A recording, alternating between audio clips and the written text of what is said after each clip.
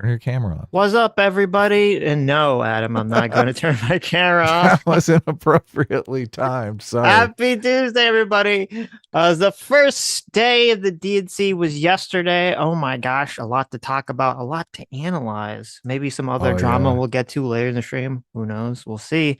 But Mhm. first, let's talk about the DNC day one. What were your thoughts, Adam, on day one of the DNC? Well, I listened to all the speeches. I guess I didn't listen to all of them. I There was want like to listen to 5 hours more. of speeches. You didn't listen to I all of know, them. I know. I listened to the ones that everyone's talking about, right? Yep. Obviously, Hillary Clinton, right? Right. Right. Everyone's going to watch that. Everyone's going to talk about that. We've Mhm. got Biden comes out and gives his like Of course. swan song, right? Right. Right. Everyone's going to be talking about that. And And of of course. course, I had Of to listen course. to AOC multiple times, right? Look, Yeah. I just, oh man, this is how I know. Look, my heart is with the left. It really Oh is. my God, My Adam, heart is, you're such a my Cooper brain. heart. Resist. No, it's Resist not that. Look, AOC's it's not siren that. song. It's Oh, not okay. that. What Okay. is I it? mean, she is attractive, but that's not it. Like when she says I was a bartender and Hmm. people tell me to go back to being a bartender, I say there's nothing wrong with working for a living. Oh my Right. God. I'm like, yes, yes. Well, you were Stop. also a bartender, so you really feel it. I've been a bartender, dude. I've been there. Look, there is nothing wrong with work. Okay. Hmm. I'm sick of people pissing on the fucking working class. Okay?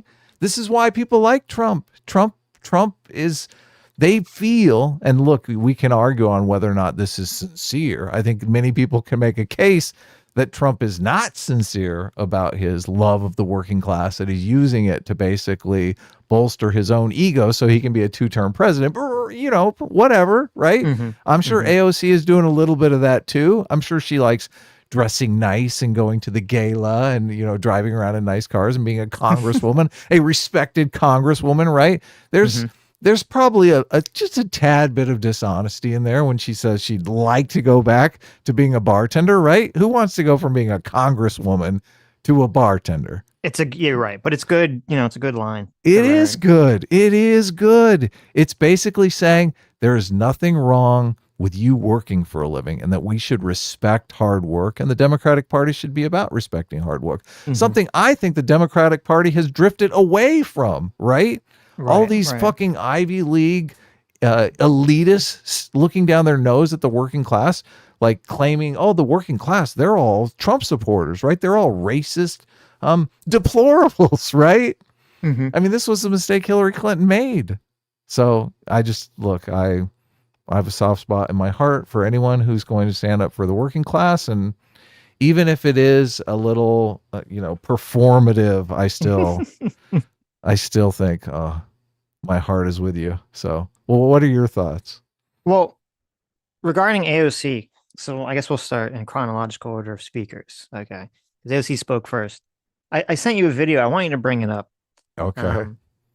It's a Twitter video. I noticed something about AOC that I never realized before. Oh no. Okay. And I want you to watch this video and see if you get the same vibe, Oh my right, that I goodness. got. Okay. I'm already seeing the video. So, You just, it's interesting. what is Just the without even vibe? looking at the video, I just look know. at the first frame of the video. You can already sense what I'm going to say, right? You can already sense where I'm going with this. That shows how right I am about what Oh I'm my going to say. goodness. Okay, so let's I'm give a me a three, little two, one. I'm actually a little terrified about what you're going to say. Maybe we can No, talk about it's nothing. It's nothing. I mean, maybe it is terrifying. maybe You we can should you talk should about wait. something. We could be canceled because what I'm about to say is so sketchy. Oh, it is? Yes. Sketchy as in it's sexist or It's so you'll see. Everyone's got to wait. Okay, but let's watch this 18-second clip first. oh my god, please make it stop.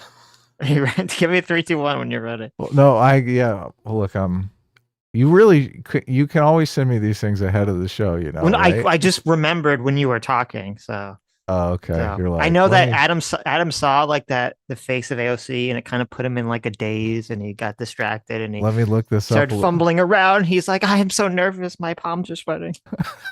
I don't know what to do. You're so fucking bad. That's so. You are the one promoting this fake narrative, this completely fake narrative. I am a married man. I do not look. My chasing tail days are long gone. Okay, I'm not trying to like date people over the internet. It's Okay, you true. have this. It's You have true. this completely weird idea about I me. just do it So, to I listen. I just do it to mess with you. so Okay. okay. We have the. Do we need to watch the video before you're going to say what you're going to say? Yeah, I yeah, mean, yeah. Just does watch. this Just frame watch the not say video. it all? I mean, It does. are you It ready to does. go? Yeah. Okay, Yeah. So 18 seconds. Let's hope we can right. last. Okay. 3, 2, 1. What are you most looking forward to at the convention this week? I mean, I love meeting people from all different parts of the country, and to have everyone from Puerto Rico to Alabama all in one room, learning about each other, talking about each other. That's my favorite part about this. And have the best convention. Great to meet you. What are you most looking forward to? Okay. Mhm. Okay. So one of two things is going on in this clip. All right, which is very interesting. The first, either the AOC's drunk, which I don't think she is, but it's possible, right? She could be Yeah. drunk, or I think more likely. And I kind of was looking at other interviews, and I was like, how did I miss this before? AOC does this thing that some women are very good at doing, where when they talk to you, they make it's so weird, and I'm assuming this is on purpose. She makes it seem like she's flirting with you, Yeah, even yeah. though Look, she's not, because I there's s- no like it's like just some random fucking guy that you just talked to for like 10 seconds. And yet her mannerisms, her facial expression, everything, it's all like massively flirtatious. Isn't that like, so did you get the exact same vibe? look, she's of course. Okay. This first Okay. frame says it all. Look how she's leaning in. She's like, Yes. Yes. yes. Stare down at my breasts, will you? Well, do you think this is intentional? Like this is part of the politician tactic to make herself more, beloved by the crowd? Yes, obviously. Look, she knows she's attractive and Mhm. she's using it to her advantage. This is one of the things that I have noticed about AOC is AOC breaks the mold of female politicians. Most female politicians are, I'm going to be one of the boys. You're I'm a right. ball It's buster. a great I'm point. here Yes. to Hillary Clinton in the pantsuit. Yeah, exactly. The Yes. pantsuit. Yes. I don't know how you can look at this and think AOC is the most feminine person. Like this is not one of the boys. Okay. Right. This is definitely not one of the boys. And she wields power from that perspective. And that some of that power is definitely, oh, look, she does the okay sign right in the beginning. Oh no. The signature no. okay sign. Oh no. Because she's like, There it is. she's like, look into my big eyes. Yes. I'm right But when here. she had limbo rings. Oh, I know. Her one weakness. You have one weakness. Her one terrible weakness. Uh, Oh my God. If she had limo rings, she would be like, Unstoppable. of course. Well, you always see those dark skinned people that have like super blue eyes and Mm-hmm. popping limbo rings, and everyone Right. is like, oh my God, I'm in the presence of a God. Because it's so So- unusual. It's It totally is. unusual. Yeah. It is, yeah. So Grillmaster and Wheezy Bird said something that is exactly my exact thought process about this when I saw this clip, which is Grillmaster says, quote, I think the waitress is into me. And that was the exact vibe I got. That was the exact vibe I got. She's I'm still like, oh. bartending. Yes, that's what Wheezy Bird said. He said it's her bartending experience. He's like, yes, you nailed it. So he knows exactly how to get tips from men. Oh my God. And she's just using it in politics. It's genius. This is genius. Oh my. You're right. All these women are playing this all so wrong. They're all trying to be part of the boys and the boys club with pantsuit. And then AOC's like, nah, man, I'm going to be like, is this girl into me vibes? Oh, so smart.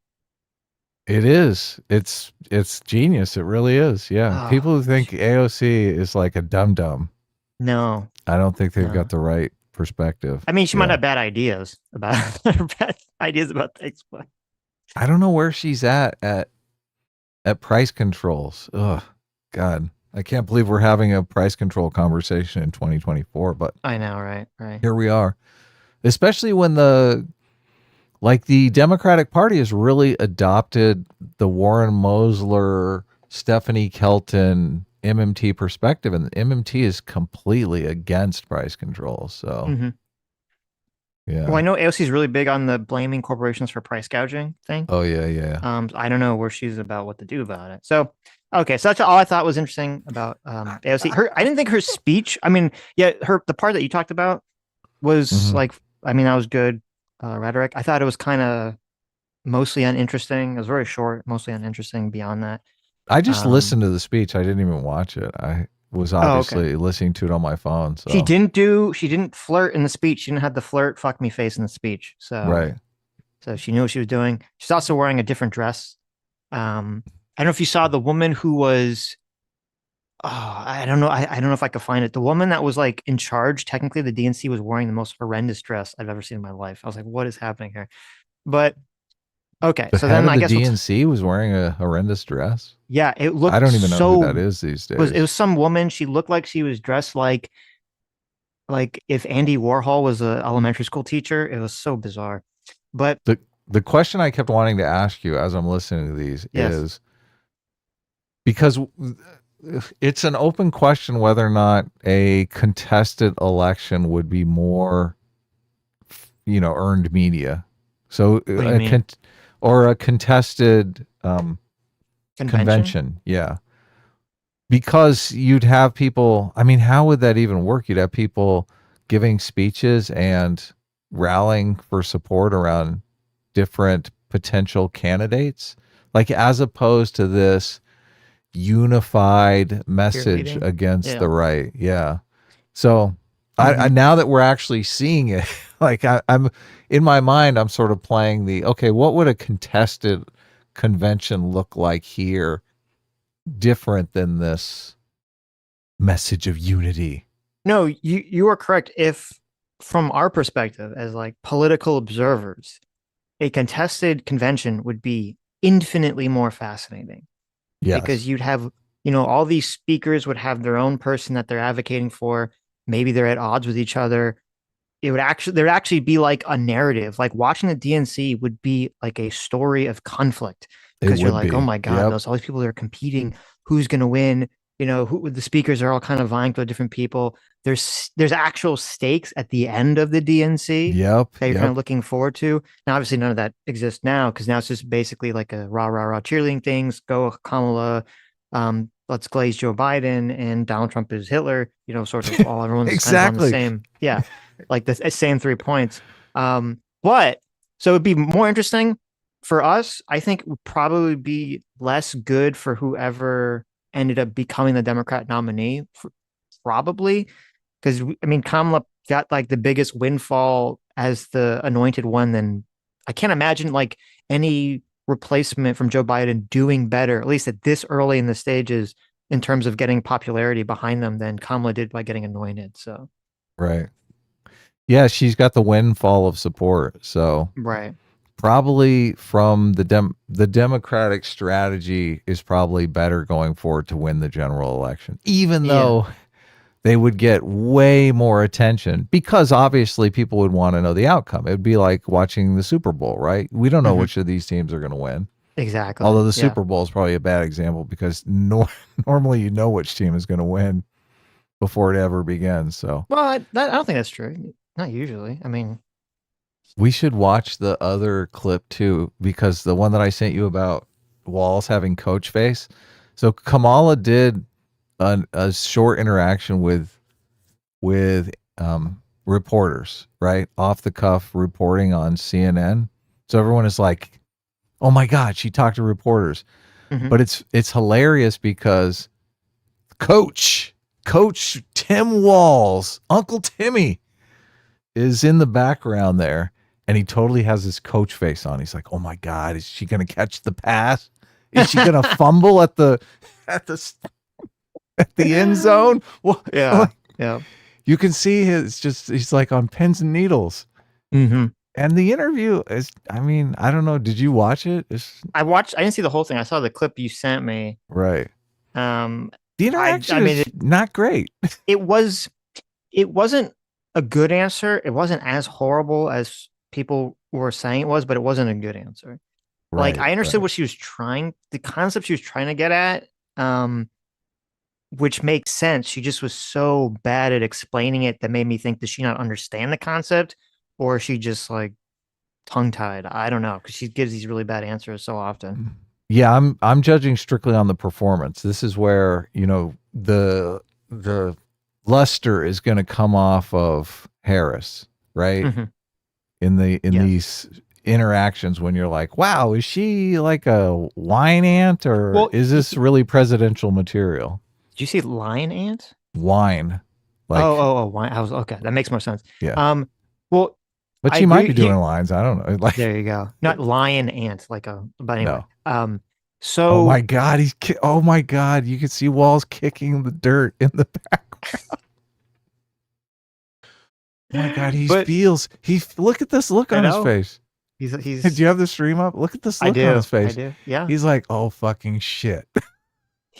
No, it's so funny because you sent it to me and you're like, he's doing the coach face, and you're so correct.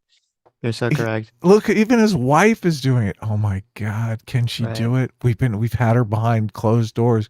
We've locked the wine cabinet for 2 weeks now. Is this gonna happen? Is this gonna be good? Look, the whole world believes in her. We've created. I think what could but here's what's gonna here's what I think could happen. It's interesting because you're right. Like, you know, people are waiting. Will the luster fall off when she has to speak off the cuff or answer questions? And, you know, she gives these horrible answers.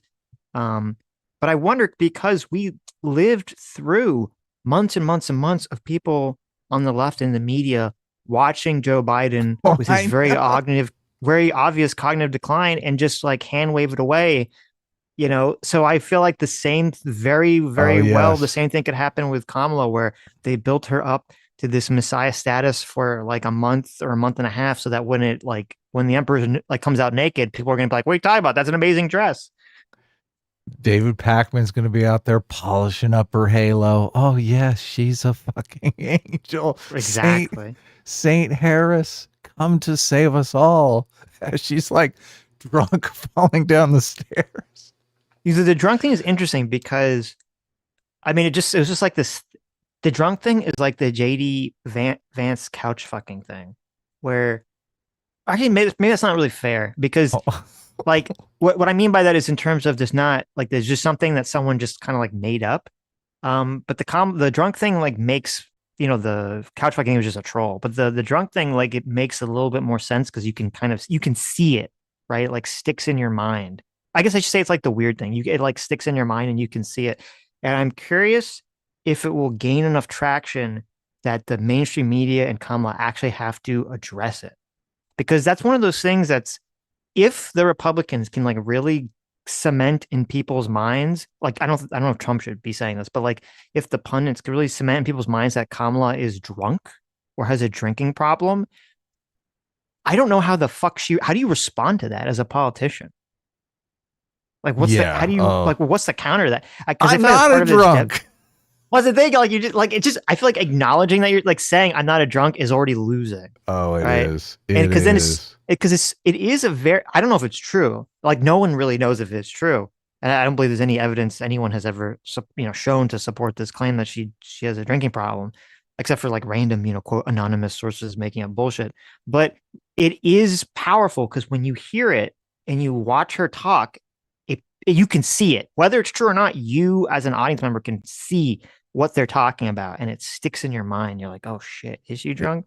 It is very, very sticky. Yes. Do you have the stream up? Look at this. I do. Walz is literally staring at his shoes. I know. It is funny. It is funny. He's staring at his shoes. His wife is there going, oh fuck. Like she knows what's going on. Right. And Kamala, she has this look on her face like, I have no idea what the fuck I'm talking about. Yep. All right. Libertarian Sasquatch for $2 says, did you see her completely organic Doritos bit? I saw. Did you see the stupid Doritos thing? I didn't know. It's so awkward. It's like her and Walz are in some like 7-Eleven or gas station or something from a campaign stop, and he's like, "I got the Doritos, Kamala," and he like has like a little Dorito bag and he like, throws it to her, and she's like, "I love Doritos," and I was like, "Oh, it's so cringe." It's like product placement in politics now. Yeah, right. It's so fake. And then someone actually posted a video that they had done this exact same bit before, and No it's like the way. same thing. And it's just like, oh my god! Like, okay, you like Doritos? Congratulations. Oh, look, Kamala's a real person. She's a normal person. She eats food.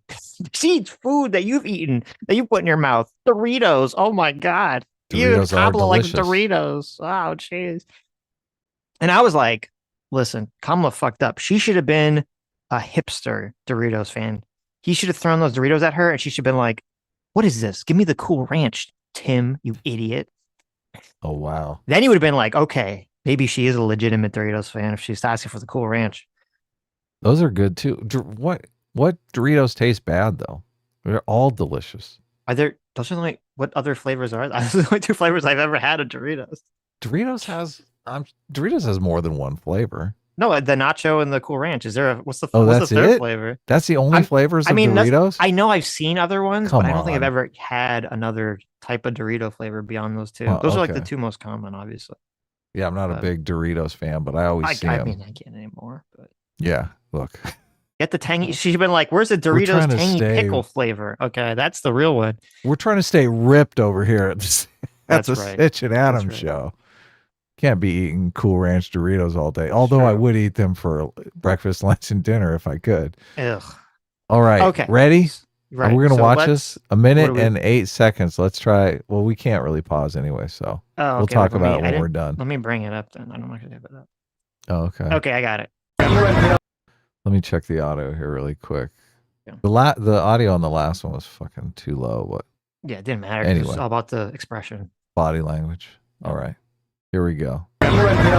Hey, wait. 3, 2, 1, go. You unveiled your economic policies last week. Yeah. Can you explain how you're going to pay for those? And can you give us a sense of what other policies you want to unveil going forward? Sure. Well, I mean, you just look at it in terms of what we are talking about, for example, around children and the child tax credit and extending the EITC. It's at $6,000 for the first year of a child's life. The return on that investment in terms of what that will do and what it will pay for will be tremendous. We've seen it when we did it the first year of our administration. We reduced child poverty by over 50%.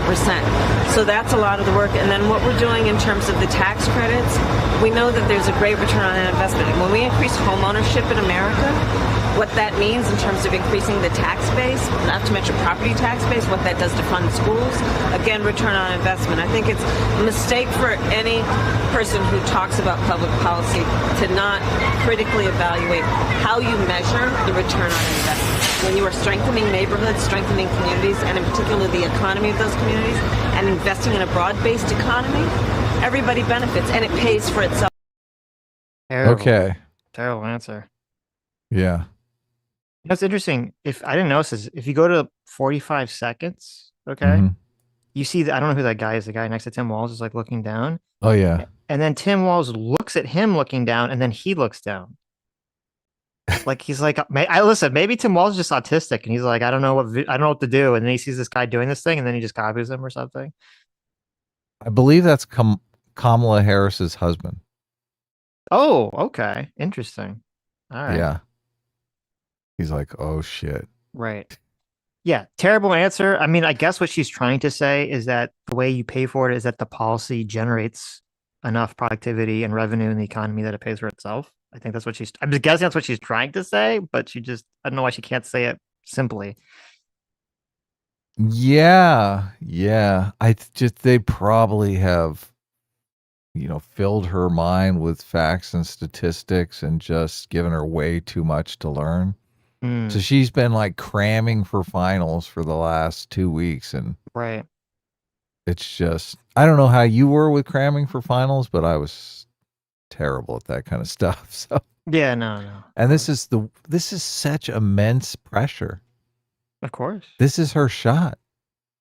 This is her once in a lifetime opportunity to write her name in the history books. That's true. And in First a female yeah. president. In 100 years, they'll be talking about the first female president. They'll be teaching it in grade school.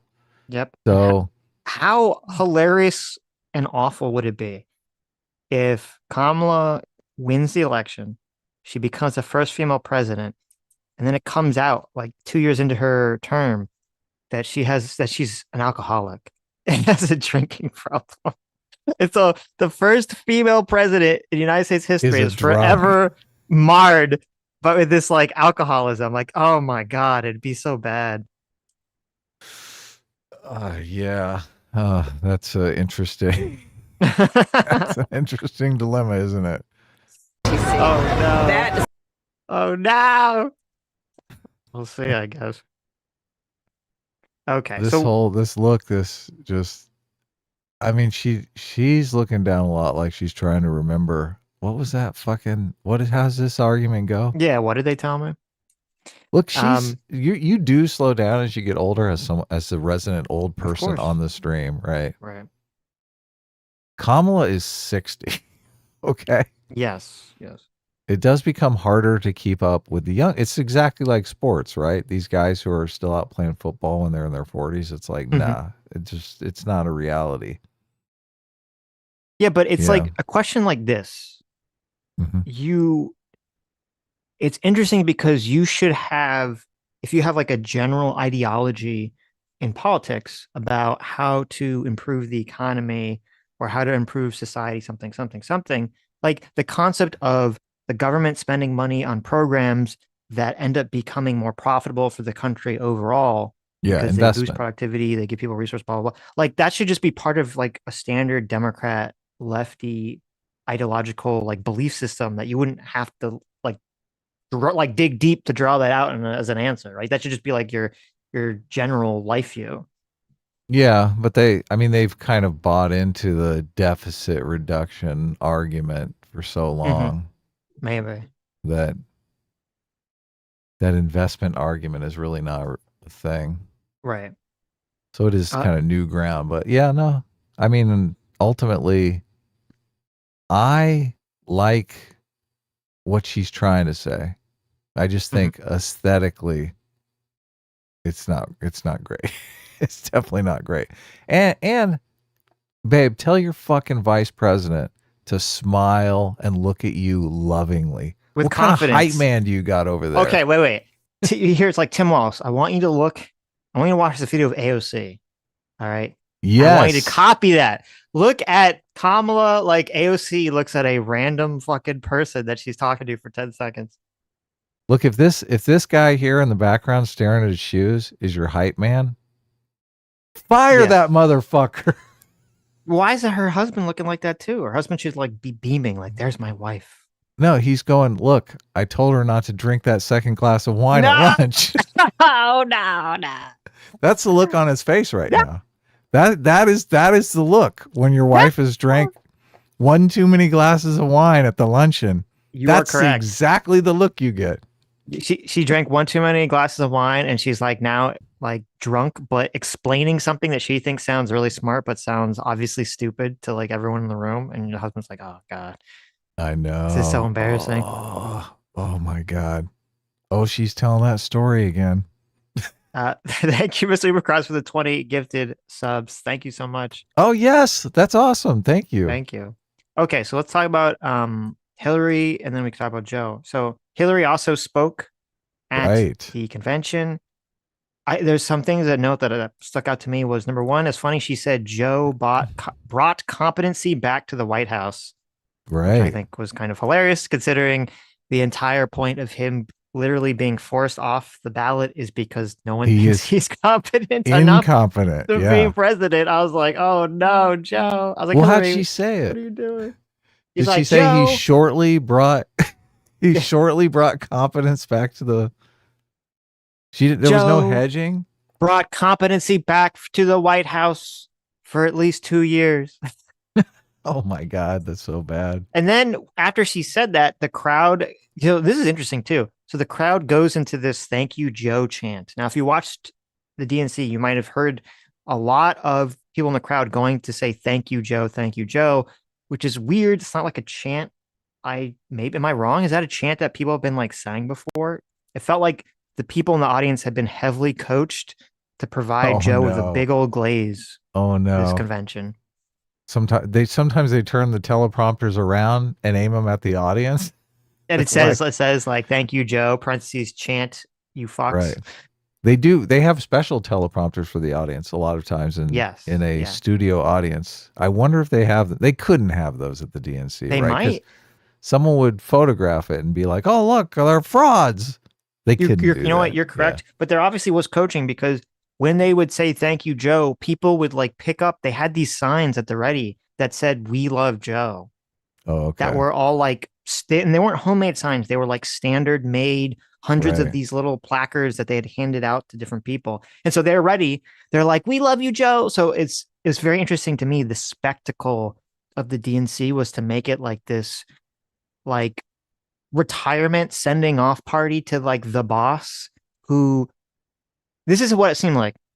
Okay, you're at a company or a law firm or something that was like the head, partner guy in charge. And that guy used to be like very competent and people used to like him, but now everyone knows he's old, he sucks, he needs to get, to go, but it's still his decision. So you have to like kind of like warm him up to the fact that he's like getting this amazing send off because he's done such a good job, even though you just want him to fucking leave. And so everyone's like putting on this show of like how amazing and wonderful and spectacular he is, even though everyone knows it's a lie, just to like pad this person's ego so at the last second they don't change their mind. That's how it seemed to me. Maybe we should just talk about Joe since we're already talking about him. Oh, well, the only other thing I want to talk about Hillary, which I thought was interesting. No, let's just talk. I have more to say about Hillary, but I'm not saying let's move on. We can go to Joe then. But we are talking about Joe already, because I agree with everything that you're saying. They're basically like, you did the right thing, Joe. Thanks for getting off the fucking stage. He obviously got the memo, because just him, every time they were chanting like, we love Joe or whatever, he's like, and Kamala, and Kamala, and Kamala. Don't forget Kamala. Kamala. Well, but actually I say good for him, because he's like, he was not egotistical enough. He knew that he had to like bring Kamala back into it. Yeah, he knew. But the thing that I want to say about that was, I mean, he knows. They made it crystal clear to him. They walked him through step by step. They're like, Joe, okay, if Kamala wins, you go down as the hero that stepped aside at the perfect moment. Okay. Right. If Kamala loses, you are the fucking asshole who didn't get out of the way soon enough, you fucking geezer. That's true. That's a good point. Yeah. Like, so your legacy is tied up in this situation, whether you like it or not. So you go out there and you talk up your fucking wino friend, or you're going down in history as the biggest fucking loser. And not only that, Donald Trump will be a 2-term president and you'll be a 1-term president. Take that, motherfucker. You're right. You're right. They walked him through. He knew that. What was going on. Yeah. He did. Yeah. There was he's like, oh, this is not about me. This is about Kamala. Mm-hmm. But it is about him at the same time. Obviously, he does not want to see that outcome. Well, when he walked on stage, I mean, there literally was like a fucking 2-minute applause. Oh, I saw it. I saw it. It just never ended. I was like, geez, like they really were like, okay, when Biden comes out, I want you to just clap for like 5 minutes straight. The better, the longer you don't have to actually hear him speak, is the better. Yes. No. It was. I know it had to be moving for him that they were cheering. He had that, Coliseum vibe, right? Because he left. They're like, thank God you got out of the way. That's got to be like trippy from a psychological perspective. He's like, okay, all these people are like cheering. They're like losing their mind, cheering for me with so much energy because I'm leaving. It's like, oh, okay. It's kind of like a bittersweet backhanded compliment. You're like, oh, thank you, I guess. It is. Yeah. And I don't know if you noticed him, because I watched before. It was kind of boring, but I watched before, his wife spoke and his daughter spoke. Oh, wow. Okay. When he came out after his daughter spoke, he was like teary eyed. He was like, oh, like wiped his eyes because he was so moved by what his daughter said. Right. So that, really maybe helped warm up the crowd. But so this is what I thought of what he actually said, because he did speak for a long time. He did, which, yeah. Much longer which than was interesting. most, yeah. Yeah, because it was late at night. I think it was like midnight or 11:30 when he eventually spoke. And you're like, wow, Biden actually could speak at this late. I'm kind of shocked. And he, of course, he brought up the fine people hoax. I know. I was Brought up the fine people hoax. I was going to say, now that he brings it, well, go ahead. I'll let you finish, and then I'll. He brought up the fine people hoax, and it was very interesting because, like, right after, like, literally the next line was, he said, "I had to listen to my dead son," right? Which is like kind of a weird and grim thing to say, essentially, because if the story goes is that his son who died, Bo, like basically as he was dying, told his dad to run for president, and that's why he ran for president. Who knows if, I mean, I'm guessing that's true. If he's repeated so often, it's probably true-ish.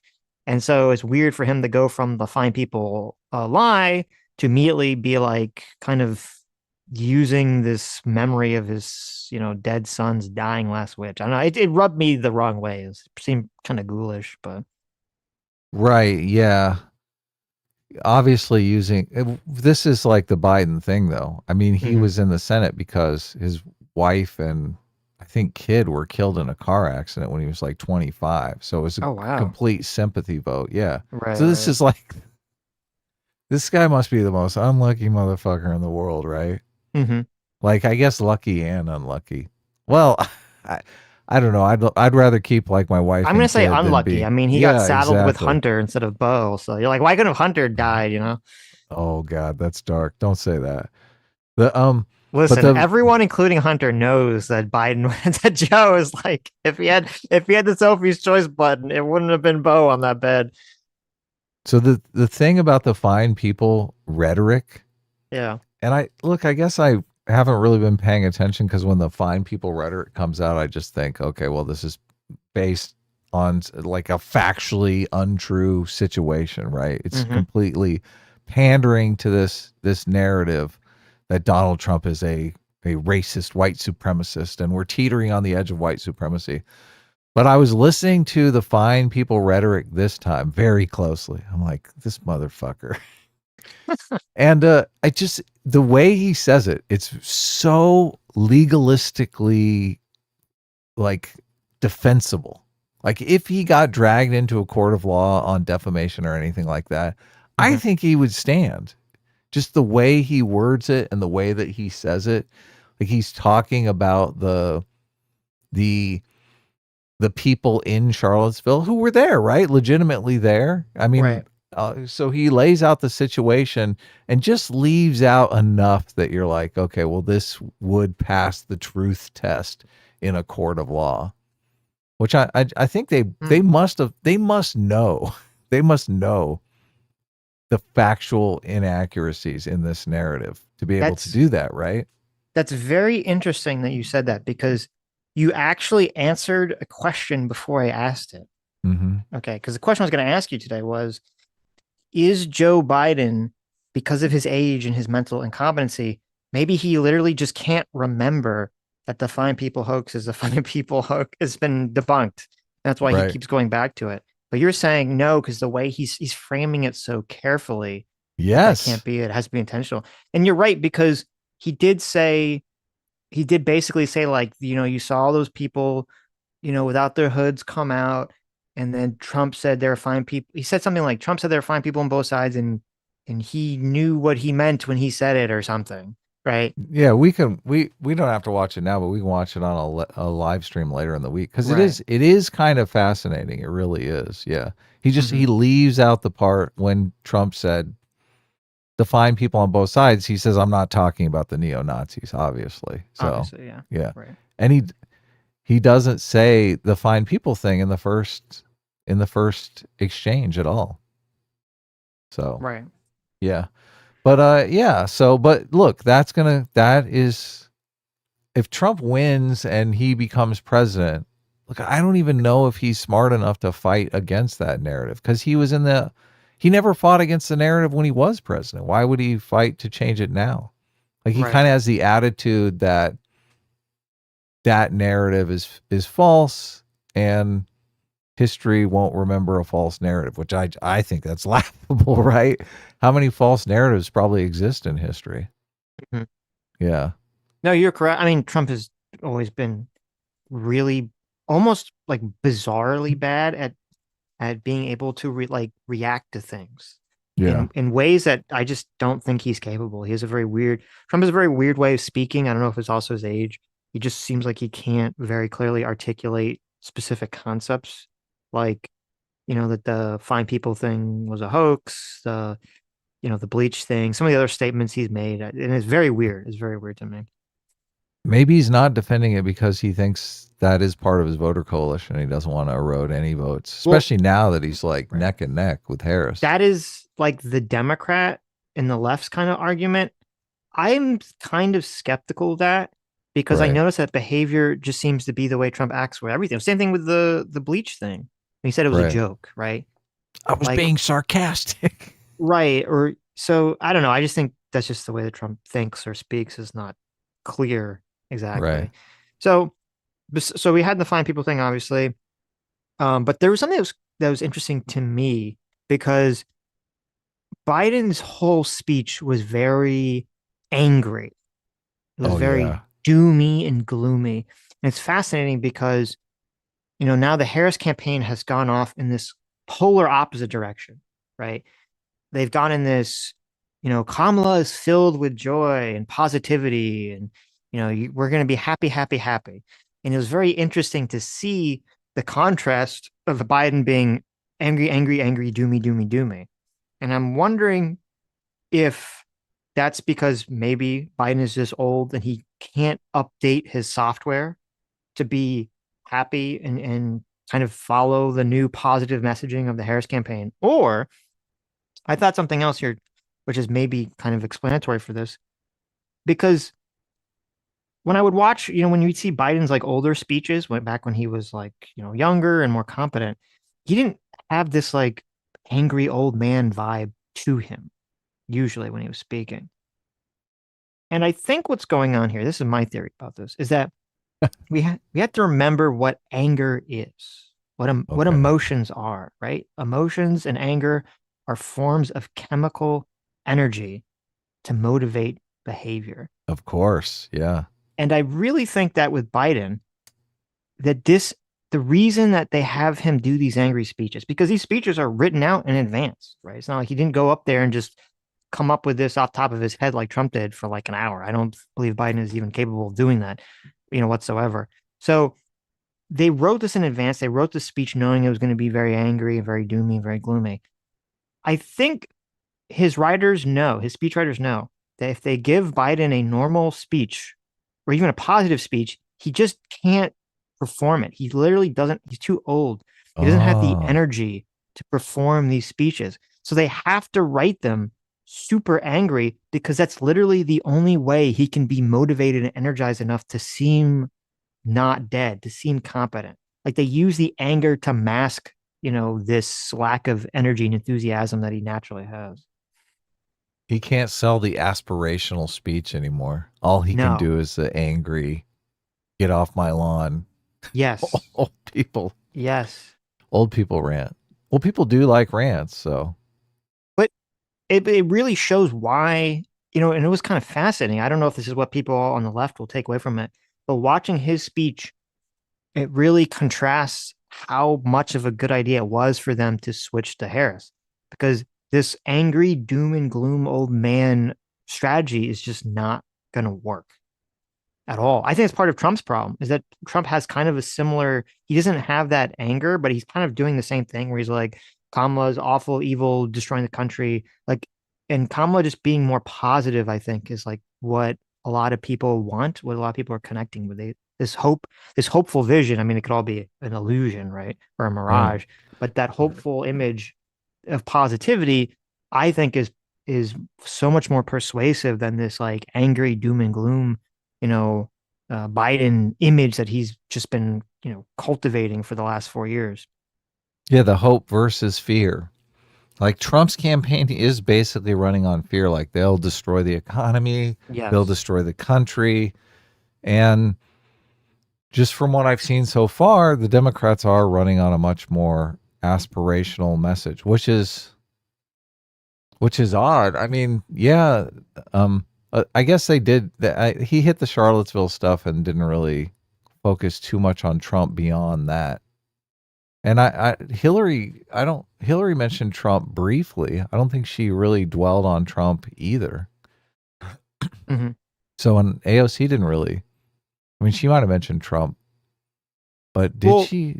I'm thinking maybe she didn't even mention Trump. I don't remember if AOC did or if Hillary did. Most of Biden's speech, even if he wasn't referencing Trump, it was all like scary, scary, scary. This is what Trump or the Republicans are going to do if you don't elect Kamala Harris. Like, it was all fear-based. It was all They're gearing up. They know Trump is going to be replaced any day now, so they're getting ready. Yeah, I'm sure. Yeah, I'm sure. So, but it's also, and I did feel like, I don't remember if it was AOC, but because I watched some of the other speakers, like, Raskin came up. And it's kind of funny. His like, I don't know, something happened with his monitor, I guess, died. And he like just stopped his speech like in the middle for like 30 seconds and said nothing and like just looked awkward because he didn't know what to say. Wow. Because his like monitor died. So, that's so but like bad. Raskin and some of the other ones, they're all like doom, doom, doom, Trump, doom, doom, doom. And I was realizing how much of a bad persuasive message that is. Like, and I don't know if it's because they can't read the room. I don't know if it's because they're just kind of doing what they used to do. They haven't really got the memo from the Harris campaign. Because like on one hand, fear is good. Fear in terms of motivation, fear sells, fear is a good motivator. But it just, at least for me personally, when I feel it and when I look at how other people react to it, having that, if you're able to cultivate a positive, hopeful energy or emotion, it just seems to be like people will just latch onto that hope, even if it's like false hope, they'll latch onto it. And instead of just hearing fear forever. Like, I think people have kind of had their brains overloaded with fear and anger for the last 8 years because of the media and the way, social media and the way everything kind of is set up. Well, the difference is the carrot and the stick too. And obviously people don't like being bullied into doing anything, right? So if you're running your campaign saying, you have to vote for me because if you don't, the country's going to fall apart. These people are going to destroy the country. You're basically saying, look, I'm beating you to the polls with this stick. Go out and vote.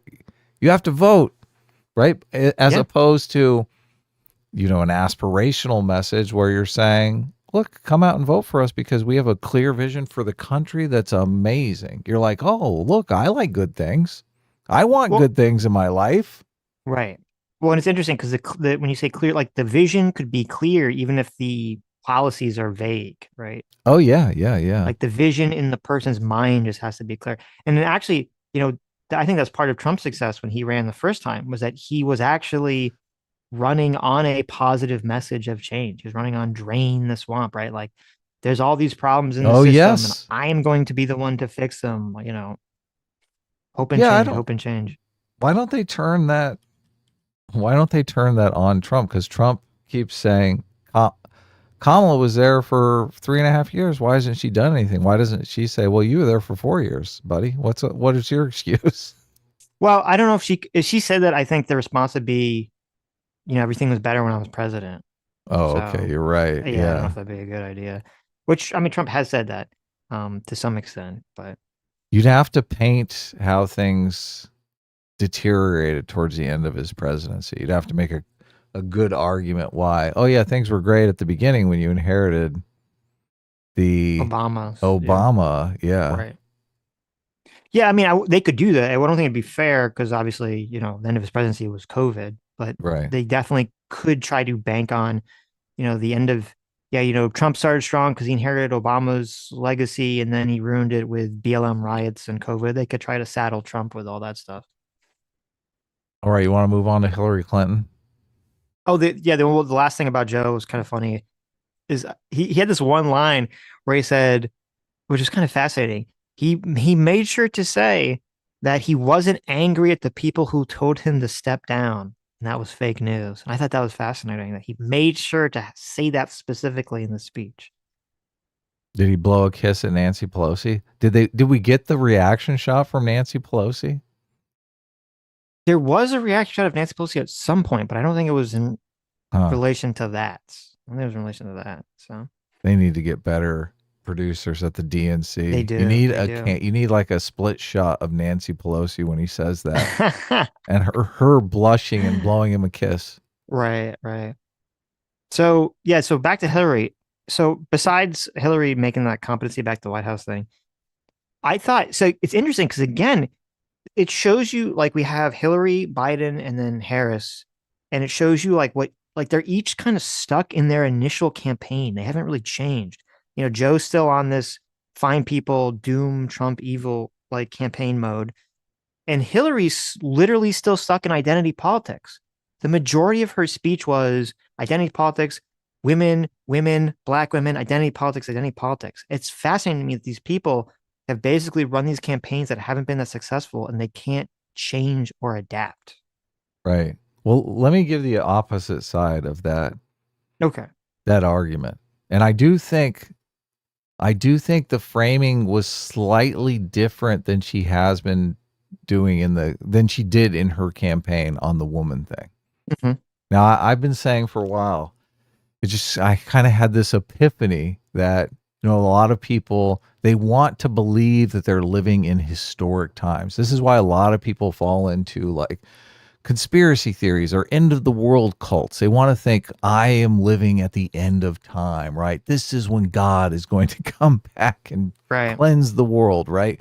I live in an interesting time. It's main character syndrome, yes. Yeah, but the Democrats have kind of turned this into an electoral strategy. They're like, come vote for us, be a part of history, right? I'm going to nominate the first gay, black woman, lesbian in a wheelchair to the Supreme Court. You can be part of history, right? We're going to elect the first black president. We're going to elect the first female president. And she very much put it in the context of that historical argument that I thought, oh, wow, she is really selling this come be a part of history thing.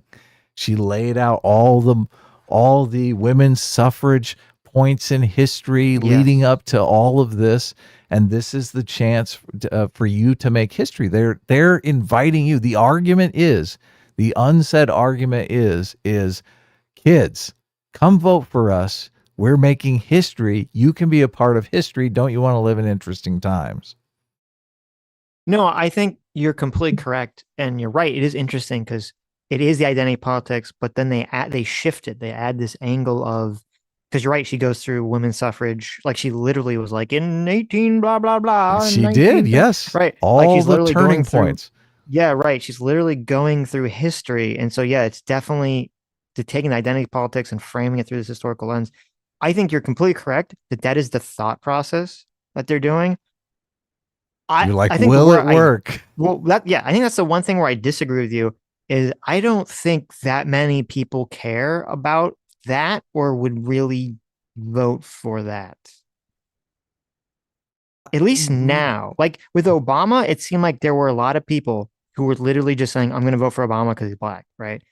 And they felt like that was something that the country needed. I don't think people feel that way about women. Like, I don't think the average person, well, let me just say, because I think the average person probably in 2008, they felt like there's still racism against black people. And they felt like this would do something to help fix that. And that, obviously that didn't work, but they felt like this would, having a black president would help, fix the country or mend the past. I don't think most Americans walk around, obviously the far left does, but I don't think the average American walks around thinking that women are suffering from some sort of massive systemic sexism in their lives. Yeah, no, I agree there. And it's an interesting, you're basically just, I don't know any data on this. I guess we'll have a lot more data on this after the election. Like if Kamala steamrolls with women, right? And then that would be numbers. accurate. Yeah. Yes. Like if she pulls a bunch of married women who would normally statistically vote more conservative, then you'd be like, okay, that definitely had a big influence. Yeah. We often talk about, movies and how we would lay things out in a like screenplay like format, and Hillary Clinton going through and basically pulling all of the beats out of history on a logical path to a female president of the United States. I thought that was good political rhetoric. Your argument on, people don't really care. Yeah, I obviously many people don't really care. In electoral politics, you're trying to pick up 5% here, 10% here. Right. So no, that's a good it point. is interesting that right. they're making, there's a lot of arguments being levied here. And I mean, this is one that you'd count in the aspirational camp, right? Right. Yeah. So Mm-hmm. Biden is making the fear of Trump argument. Hillary's making the be a part of history argument. AOC Right. is making the argument that Look at female my eyes. presidents can be sexy. I mean, you're correct that Hillary framing it, or whoever wrote the speech for her, framing it through that historical lens is far more persuasive and effective than just being like women, women, women, women, women, women, women, to kind of give it this grand narrative of the arc of history bending towards progress. Look, and it's a kind of thing that I don't think she could do for herself running for that role, because it just comes out off as self-serving. Yes. But her doing it for Kamala, it's a lot more impactful. The thing, you're correct. They're building kind of an avatar of Kamala Harris, that the big question is, can Kamala fill those shoes, right? No, is the answer to that question. And this is the thing. The more they blow her up, the more they make those shoes harder and harder to fill. I mean, it's helpful and it's not helpful if she can't actually rise to the occasion. I think it's going to be helpful because like the whole thing where you like set someone's expectations so high and then it like falls flat, that can definitely happen. I don't think it's going to happen here because so many people are so just psychologically invested in the concept of Kamala being the victor over Trump. Like they don't want to believe that she's incompetent. They will refuse to believe that she's not competent, even if she shows that she's not competent. I do think if she can rise, I could be wrong here. Obviously, I'm not a woman, but I do think the thinking for women is, is she worthy of being the first woman president? Yeah, they kind of see it as their duty to size her up, or size up her worthiness. It's interesting because I think obviously the energy and motivation behind Kamala is like mountains above it was for Hillary. But it's interesting. I feel like Hillary seemed to be, even if you hate her guts, which a lot of people hate her guts, I think even the people that hate her would agree, she seemed that she was like more solid of a person that had her own ideas that she believed in and stood for. And people just thought that those ideas maybe were evil, but she seemed like a person who had her own solid base. And Kamala, to me, just seems like a kind of politician who goes where the wind is blowing at the moment. And it'd be interesting if people then, for some reason, perceive Harris as being like more worthy of the title of first female president by doing that action. It does show how superficial society is, because Kamala obviously has her beat in the looks department, right? She seems more charismatic, right? I think Hillary Clinton like destroys Kamala Harris in a policy conversation, obviously.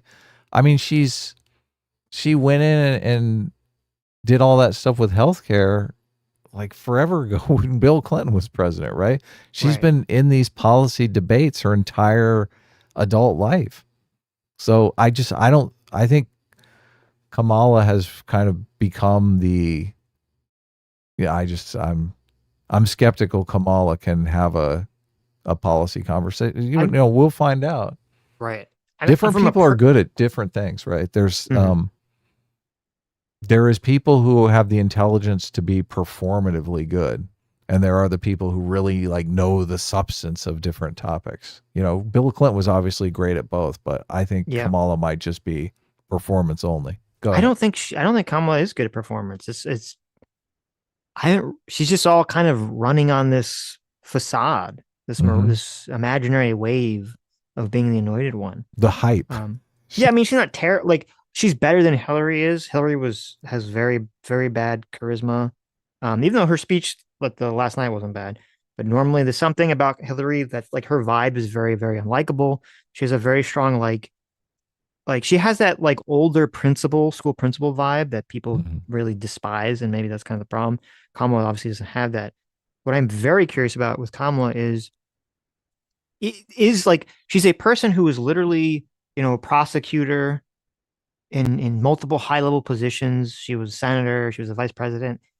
Is there has to be something, like, who the fuck is she? Is there something there? Is there something real there?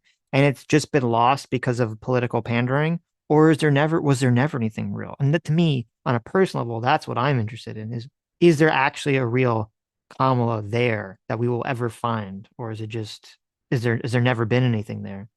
That's the question, because even in these prosecutor roles, I mean, they can have many attorneys working on a case, and they have the person deliver the evidence or whatever, or cross-examine the witnesses. They have the person that they think is going to get the best response. So they're just, it's basically an acting job to some extent, right? Yeah, but you got to be quick, because I mean, obviously, witnesses can give you answers. If you're in court, witnesses can give you answers that you don't expect you to be quick. Sure. But normally, all of that is thought through in the planning phases. Sure. I mean, it's also, I don't know if Kamala was ever a court attorney. You know, a lot of attorneys, they're never actually, you know, perform in court at all. She's just running an office. Yeah, or just doing, you know, work behind the scenes. So who knows? I feel like we know more about Uncle Tim than we do about Kamala. Well, I agree. That's what's so weird. And I mean, that's what's kind of interesting, is that, you know, even if people don't like Tim Walz, there are a lot of questions about some of the very suspect things he's done, which I think need to be answered. I would like for Tim Walz to answer the question about the really bizarre China trips he's, you know, kind of taken on. But he's a lot better at cultivating a vibe of authenticity than Kamala ever has been able to cultivate. Right. Okay, let me read some super chats. Libertarian Sasquatch for $2 says, people on the left love meaningless platitudes. I mean, you got to be fair. Everyone loves meaningless platitudes. Okay, it's not like a left. I don't think there's any distinction between left, right when it comes to these platitudes that people kind of suck down. Yeah, this is the tough part about talking about the DNC, because you're going to get a lot of like right-wing blindness, right? It's funny. People were passing around a clip of Nick Fuentes, of all people, talking about how Kamala Harris is charismatic and people should be wise to the fact that she could easily win. And I was thinking, look, if Nick Fuentes can even see past the typical right-wing blindness, like you guys have to be able to look objectively. Well, and also I guess there's a cultural aspect to this too, because this happens a lot. The emperor has no clothes is not a meme because it doesn't actually exist in real life, right? They're building up a narrative of Kamala Harris that to some people, Kamala Harris will be able to come out drunk off her ass, trip her way off the stage and like burp and fart. And they will read that as like an amazing policy talk. Right. They'll go to Twitter and tell you about how smart and intelligent she is, right? That's why they do this. That's why they're trying to basically use the halo effect around her. So when she screws up, the only one that knows is Tim Walz standing behind her, staring at his shoes, right? Right. Yeah. But see, it's interesting because, and you're completely right, where, you know, whatever tribe you're in, your view of the opponent is so vastly different Distorted. Yeah. and distorted. Because, like, yeah, you can very clearly, like, if you don't like Kamala or you're on the right, you can very clearly see the burps and the farts and see that she's not wearing any clothes. And you'll sit there and you say, how is the left so fucking stupid? And then it's like, okay, but you have to remember, I mean, we all lived through, 8 years of literally every single gaffe, every dumb fuck thing that Trump said was rebranded as 10D chess, some sort of genius move to sort of trick someone into doing something, right? Or tricking the media into doing XYZ. And it's just like, now we're just seeing it. Now the left, and that's kind of, I think, part of what Harris's like strategy has been, is that whoever's running her campaign has basically just copied, I feel like, a lot of 2015, 2016 Trump strategy, and is just having Kamala do it. And it's proving to be pretty effective. Yeah. Crazy, huh? And going back to what you said about Nick was very interesting. I hadn't seen that clip. I saw a different clip, which maybe puts the clip you saw in a different context, which was, and I'm assuming this was the same speech, was Nick Fuentes was complaining about, the press conference that Trump did where he walked out and there's like the food prices on like on the table, all the food items and the prices and how they've gone up. And he was complaining about how stupid Trump was to complain about the price of groceries going up, because he was saying that that wasn't persuasive to galvanizing the youth vote.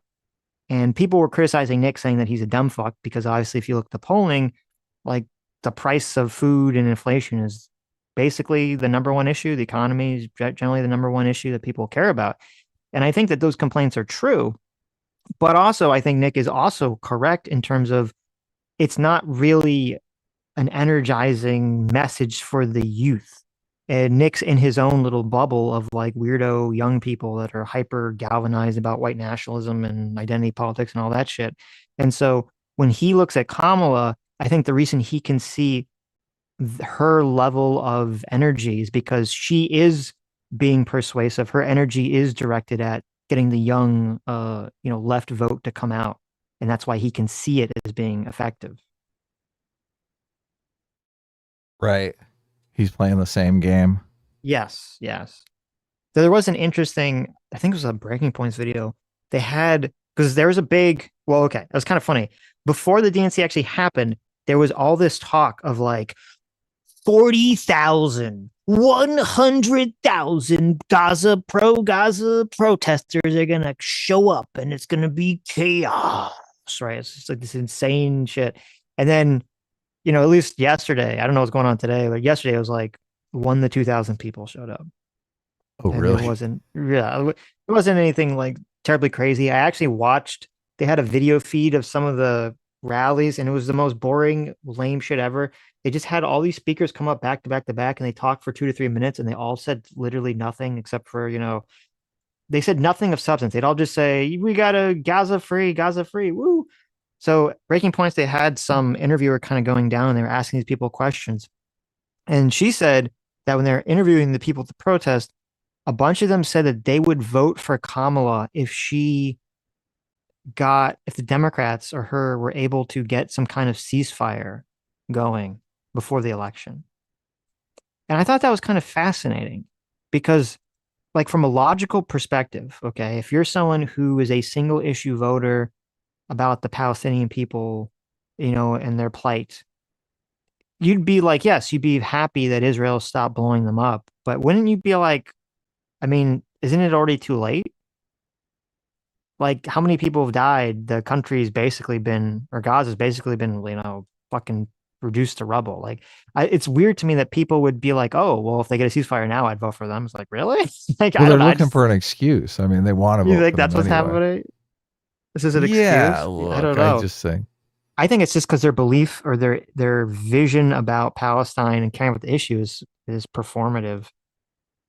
And they've just been, that's why an like, excuse told, works. Exactly. right? They've just been told that the ceasefire is like this thing, and then they get it, they'll be like, yeah, even if the ceasefire is like, okay, well, everyone's dead now, I don't know. It just seemed weird that people were like on board with that.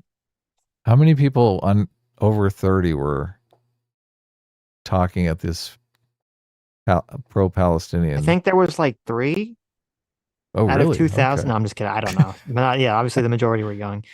So They're very caught up in saving the children. yes, yes. And no, and this was also, today, I don't know if you saw there, it was kind of interesting. Netanyahu agreed to some basis of some ceasefire deal that America kind of laid out. Now, which is interesting because obviously this would be a great boon to Harris if some ceasefire deal was able to be worked out before the election. And it made me think of one of two things is going on here. Either A, you have a situation where Netanyahu knows, even if he's not going to go along with a ceasefire deal, he might just kind of act like it because he wants to be friendly to the Harris campaign. Maybe he thinks that she's going to win. Because obviously, if he does something, if Bibi Netanyahu does something that helps Harris, but then Harris loses and Trump wins, then that's, Trump's kind of a vindictive person. I feel like he would remember this and it would definitely influence his decision. Obviously publicly, I think Trump is going to be very rah pro-Israel because of his base, but privately, who knows? So I was thinking either A, Netanyahu he's playing some kind of weird political game, for kind of being like, yeah, I'm bored with the ceasefire thing, blah, blah, blah, blah, blah. Or part two could be that the Biden administration is trying to offer some ceasefire deal that is just so in favor of everything Israel wants, just to kind of give the optics of them getting some kind of win. Yeah, that's the way they do it. They'd pitch the deal as, give us a ceasefire now. When we're in power, we'll let you go with the parking lot solution. Right, just to help the election. Because I know that right now, even with this quote ceasefire deal, Hamas seems to not be even remotely on board with whatever is being offered at the moment. So it seems like it could all be just this kind of like fantastical, fantasy. Yeah, the numbers show that it's not going to be as big a thorn in the side of the Democrats as one would have expected. So, yeah, which is probably good, right? For the Democrats, obviously. Yeah, great for Harris. Terrible news for Trump, but. Joey Hollywood Films for $10. Thanks so much. Says Sitch, if you thought the Battlestar Galactica reboot ending was bad, in the original, they killed the cast off screen. Adama takes orders from a child. Apollo's kid starts a Boy Scout troop on 80s Earth for 6 episodes. Jesus, I guess that series is just cursed with bad endings. That's pretty crazy. Wow. Lives in Des Walz specifically for $2 says, bartender, I hardly know her. Thank you. Grassroots Hegemon for $5 says, Adam's new Dami Mommy is Anna Paulina Luna. He'll be deporting people himself manually in 60 seconds. Have you seen that? There was some reason that we talked about her in the past. Anna Paulina. Is she the one that's been going around in the bikini and stuff? I think she's in married the and has a MAGA bunch of kids. So the MAGA swimsuit. Yeah. Yeah, she's a hot Floridian representative. That's cool. Look. So there you go. Not my district. AOC started a trend. I don't think this was a thing until AOC came to town. We need more hot female politicians. I'm on board, baby. Coastal Christian Reverend for $5 says, wonder if there'll be talk of the FAFSA this year, important for students after all. I'm sure it's going to come up. The student loan thing? Yeah, the student loan shit. I'm sure that's going to come up. So, Harris is I'm assuming she's going to promote, like, oh, we were able to give all this loan forgiveness and we're going to give more loan forgiveness. And we're also going to give you $25,000 for a new house. So, and you get to be a part of history. Look at this. That darn Kidda for 17 months. Thank you so much. Kidda says, Sitch figured it out, folks. AOC is being a woman. Wow, you sexist. How dare you, Kidda? You sexist pig. I can't believe you, a woman, would say such a thing. Lives in Des Walz specifically for $5 says, incidentally, this is why men can never read your signals, ladies. True. Because so many are sending the flirt vibe out just so they can win votes in Congress. I think it's two things. I think some women inadvertently sent signals.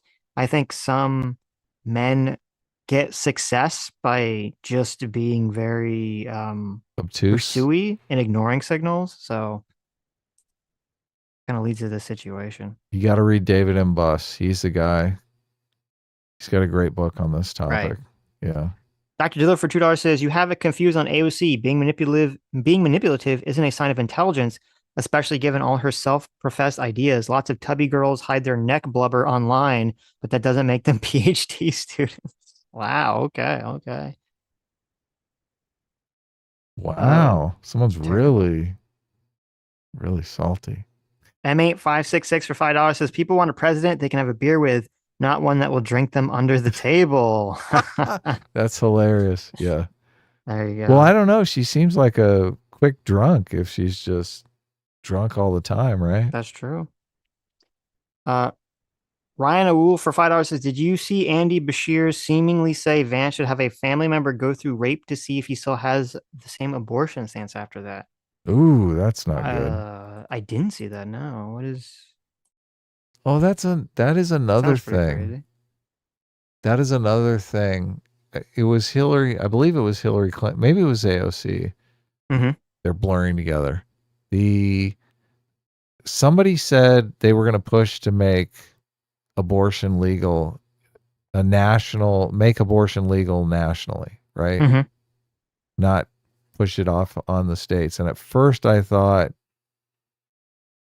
yikes, because these are Democrats, right? Their policy is abortion in the 9th month.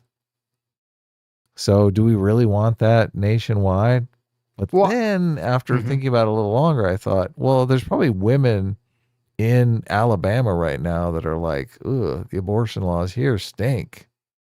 So I wonder if they pick up some of those voters. I wonder if it is. So they had, because I watched other speakers, they actually had like a family come on who, I don't know if it was a story we covered like a long time ago. There was some family that came on where like, that couldn't get the abortion. They couldn't get the abortion, and it was causing her. She had to like wait till she was like dying or something to get the abortion, and then I think because they waited so long, it prevented her from being able to have kids in the future. And they had them like play their little story like on a vignette and screen, and they came on stage and talked about it and everything. So I mean, they're definitely hitting the abortion stuff really hard. Obviously, from a persuasive standpoint, I think it is effective. I think it could actually play into the thing that you're talking about in terms of like the history thing, is that even if you have abortion in your state, you look at it like identity politics, history, we need rights for women across the country sort of view, like it kind of like psychologically is indicative of other issues. I think that the Democrats and Harris will run on making abortion legal federally.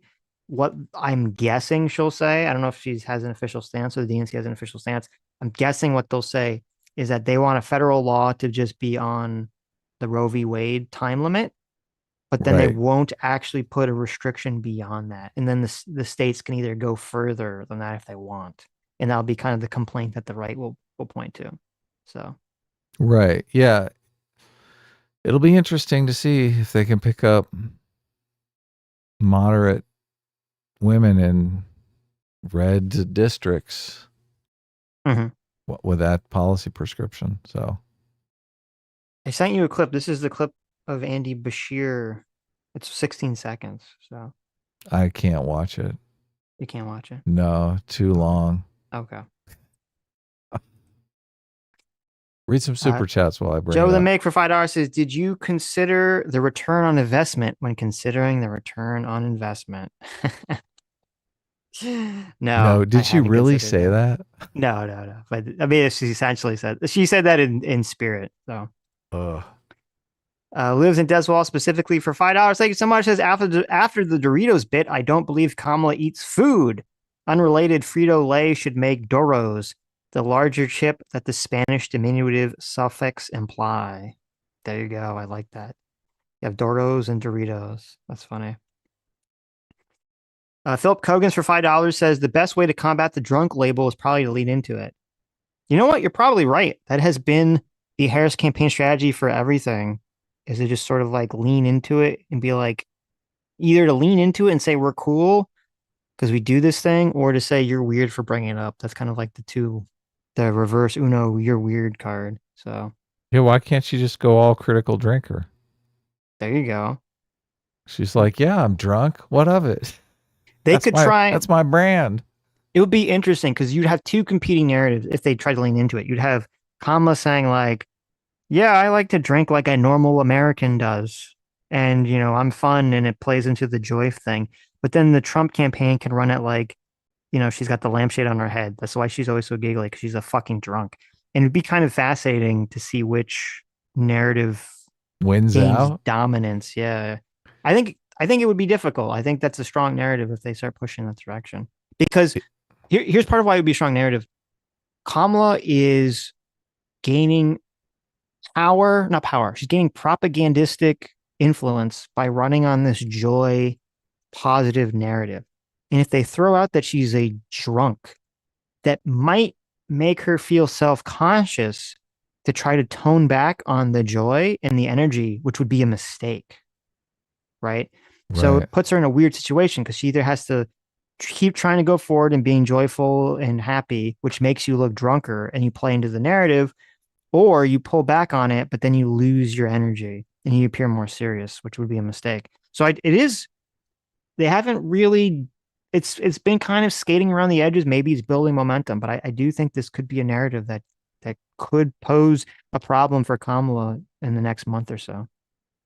Irony is such an attention magnet. This is one of the reasons why the critical drinker branding is brilliant, because it's like he's a drunk, but he says really intelligent things about movies. You're like, he's super smart, but still, it's just, it doesn't really mesh, right? It's contradictory. Mm-hmm. If Kamala Harris can pull off I'm the drunk policy wonk, like I'm the drunk policy genius, like, I mean, it's over. That's like, that is electoral gold. I think there's like a 1% chance that I know could be the pulled problem. off effectively, The right? problem with this is she's probably expert at the drinking part, Right. but a little light on the policy wonk end, right? Yes. That's the problem. Like Bill Clinton might be able to pull that off, right?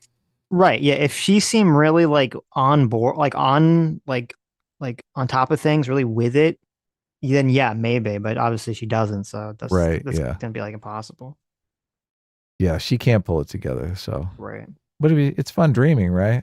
It is fun to dream. It's fun dreaming about that dream candidate that can pull that off. Mm-hmm. Oh, who could it be? Anyway, so yeah, you want to do this? What is this clip? Does it need any setup? This is Andy Bashir said something about JD Vance and rape. So, all right, let's go. 3, 2, 1, go. I mean, think about what some people have had to go through because of these laws. JD Vance calls pregnancy resulting from rape inconvenient. Like, inconvenience is traffic. I mean, make him go through this. I mean, think about what some. I mean, doesn't seem that bad. Doesn't seem that bad. It's not, not great, but not that bad. So. This is the right grabbing the fainting couches. Oh my God. Yeah. Can't believe he said that. Well, this is how, every side in these conversations, they had to pull the fainting couches at the other side. So look, when I see the fainting couches out and I'm expecting a congressman to come out and like in detail describe the rape of JD Vance. Right. Well, and then they got the gag ball out and leaned him over the couch.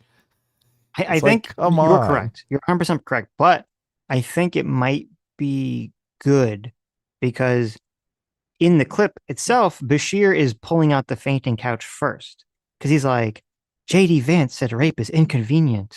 Right. Or I'm sorry, an abortion or pregnancy through rape is inconvenient. Oh, so he's fainting. And then they're like, oh, but you said this right after you fainted. Right. So it's like a faint off, essentially. Well, I'm not sure. I mean, a rape baby is inconvenient. I mean, is that a fainting couch moment? That's pretty harsh, right? I don't know that JD, mm-hmm. I'd have to see the clip of JD Vance saying this. It might be the same thing, right? Right. That they pieced together that's what he said by implication, but that's not really what he said, right? I'm guessing. I could try to find it. They're straw manning his argument. Well, no, I'm guessing he said it, but it's like he just we're people that stream, sometimes you just say, so you use a very like poor choice of words Oh for yeah, something because you're talking a lot, and then of people like course. run with it forever. They're like, oh my God, you said this thing. I can't believe you said this thing. I used this very bad word choice. So Right. that'd Yeah. be my guess is that probably what happened in the JD Vance situation. Could be. Let's see if I can find the clip of where he said it, 'cause that'd be interesting. Christian Baller for $10 says, at this point, I want to just vote Trump so that we can hear Destiny's community bitch and moan when nothing bad happens. Can't stand the bad faith attacks on y'all, especially towards Adam and now AJW. Well, look, I don't really see any of the bad faith. Well, I guess on Twitter I'm seeing a lot of the bad faith attacks, but I mean it doesn't really ruin my day or anything. It's just kind of funny at this point. Okay, so here's what's interesting. You actually, I think I'm wrong. I think you're correct. I think it was a complete mischaracterization of his Yeah, statement. so look at that. Of course. Cuz so that is the fainting couch. First they do the fainting couch, okay? They're like, "Oh my God, what he said." It's something completely innocuous and they're like, "Oh my God, that's horrible." And then they realize everyone's like, "Dude, that wasn't that horrible. What are you doing? Get off your couch, you big bitch." Well, And then they start strawmanning. They're like, "Well, this is what he actually meant. He's talking Actually- about rape babies." I think it's actually somewhere between both of our statements. Okay, so here's the statement was. It's actually interesting. PolitiFact actually was fact checking this in 2022. So apparently this has been something that's dogged JD Vance for a while. In September of 2021 interview, JD Vance was asked whether anti-abortion laws should include an exception for rape and incest victims. He replied, quote, "Two wrongs don't make a right. At the end of the day, we're talking about an unborn baby. What kind of society do we want to have? A society that looks at unborn babies as inconveniences to be discarded." So obviously in that context, he's not saying that getting raped is an inconvenience. He's saying unborn babies in general are, I guess. Though obviously the context was in regards to rape and incest. But I don't think it's fair to be like, he's saying a rape baby is inconvenient. That's not really quite what he was saying. It's obviously a very bad faith way. And That's then just so fucking evil. I and then cannot it says- stand that position. And then it says, when asked again about rape and incest exceptions for abortion, Vance says, the question pertains a certain presumption that is wrong. It's not whether a woman should be forced to bring a child to term. It's whether a child should be allowed to live, even though the circumstances of that child's birth are somehow inconvenient or a problem to the society. So I would say, even though I disagree, obviously, entirely with JD Vance's position on this and think it's retarded, I do think I would say that the Andy Bashir's comment was a fainting couch mischaracterization of JD Vance's statement. Right. So that was a fainting couch off. Yeah. The whole idea that I can't stand that position. I can't either. Politically toxic. Yes. And to say like, oh, I have the principled position. I think women should carry rape babies. Like, do you really have the principled position, man? Really? No. You think you have the principled position? Right. You're in favor of rape babies. Yeah, it's not great. Yeah. Philip Kogans for $5 says, isn't the same boilerplate GOP answer they always say is stupid? Isn't that the same GOP answer they always say is stupid? To what? The drunk thing? Not sure. Not sure. M8566 for 9 months. Thanks so much. Says, did you guys see the report that Kamala is being influenced by a Russian agent, codename Smirnov? Credit goes to the Babylon Beef reporting. That's pretty funny. That's pretty funny. That is good. That actually, so this is kind of interesting. The Republicans have thrown out throughout yesterday this impeachment inquiry report, where they're sort of floating the idea about whether they're going to try to impeach Biden or not. I started to read through it super long. So I was kind of like I read through like I don't know, a fifth of it, They're fourth of impeaching it. Biden. And it's well, first, like, yeah, from a political perspective, not even getting into any of the accusations, it would be such a huge mistake to impeach Biden. Like, I think it very clearly would backfire. It completely undermines their entire argument that we shouldn't be pursuing Donald Trump in the courts. We should be letting the voters decide. Yes. Like, that's their entire argument. Well, it's kind of twofold because on one hand, they want to try to appeal to the base, which is mad, and they're saying, "Why aren't you going after Biden?" Blah blah blah. But then you're right; it loses some ground on maybe the more undecided voters. And I think the problem with it from a political perspective is regardless of whether Biden did any of these things they're accusing him of doing, if you're going to impeach Biden this close to the election, and he's not even the candidate, right? Like, very obviously, this took a very long time to prepare. This was going to be the October surprise they wanted to spring on Biden when he was, running for re-election, and it kind of backfired because he's not running for re-election. And they're like, "Oh, we did all this work. We still have to throw it out here," So it kind of comes out with like a wet fart instead of a thunderous, bolt. So because the accusations against him, which are the same accusations we've been hearing for 4 years, which is that essentially Hunter Biden and the Biden family has been using Joe Biden's position of power to get paid for doing nothing, and that they would channel that money to Joe Biden. Unless you have a really clear piece of evidence to show that, right? Unless you have a picture of like Hunter Biden handing his father a briefcase full of money or something. I feel like it's kind of like the Trump New York case with the campaign finance stuff. It's too complicated for people who are not already against Biden to understand or care about. And if you lead that to impeachment, it's just going to help Harris win the election, in my opinion, because people are going to just see it as a very political action. Yeah, of course. It looks bad. Completely undermines their argument, makes them look like giant hypocrites.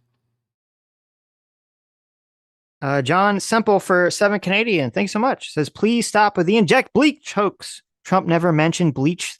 The CNN said bleach. Trump was referring to internal disinfectant R&D by the DOD. So it's funny, me and Adam actually have a pretty strong disagreement about this. I believe, well, first of all, I understand that Trump was not telling anyone to ingest or inject bleach into their body. That's obviously. Yeah, he said disinfectant. Right. Yeah. Or he wasn't even in disinfectant. Trump wasn't telling people to go do that. Right. Right. I think, and maybe we'll do a stream where we got to watch this again. When I listen to it, it sounds to me that what Trump is saying is he's telling the scientists at this meeting thing that they should investigate whether bleach or a disinfectant can be used to clean COVID out of people's bodies. Specifically, not that people should do it. Now, I believe, Adam, you think, or your argument is that he wasn't talking about disinfectant. He was talking about the light treatment. Mm-hmm. Right?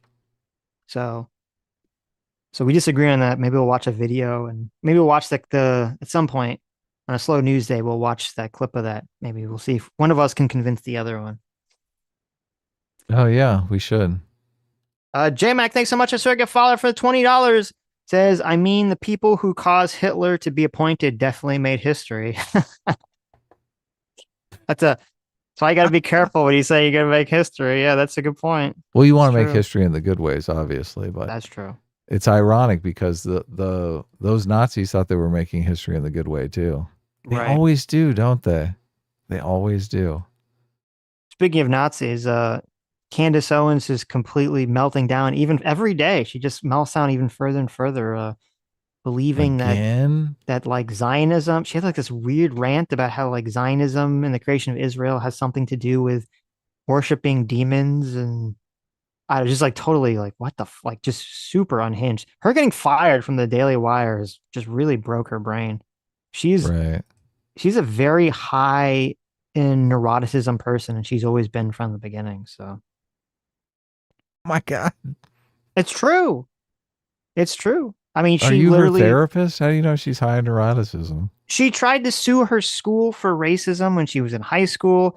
Then she tried to start a doxing anti-bullying website. And then when she got some mild pushback from the left, she like swung hard and became like a super far right winger all of a sudden. And then now that she got some pushback for her Israel stuff, she's like, "Oh, the Jews are putting brain chips in the and everybody." Like, it's just like whoever like says something about her, she just completely goes full mean girl.